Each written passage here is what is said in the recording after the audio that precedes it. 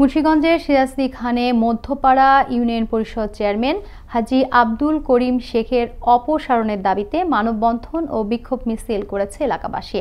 মঙ্গলবার বেলা 11:30টার দিকে মধ্যপাড়া ইউনিয়ন পরিষদের সামনে মানববন্ধন শেষে বিক্ষোভ মিছিল করেন তারা।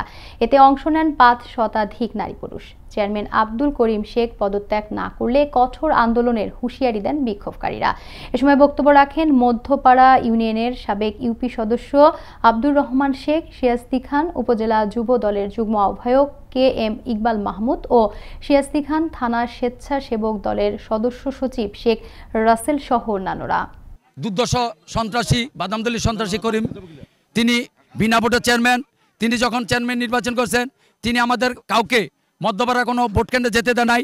আমাদের রাতের বোর্ডের করিম চেয়ারম্যান ছিল করিম, তার কাছে শনিবার দিন গেলে প্রতি সপ্তাহে একবার করে পরিশোধে বসে। তার কাছে একটি চেয়ারম্যান সার্টিফিকেট আনতে গেলে 500 টাকা লাগে।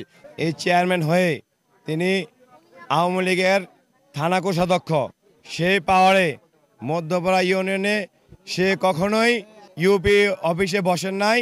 সরকার প্রধানের কাছে আমাদের অনুরোধ, ওনারা অতি অবিলম্বে একজন সুন্দর ভালো প্রশাসক দিয়ে আমাদের মধ্যপাড়া পরিষদ পরিচালনা করবেন।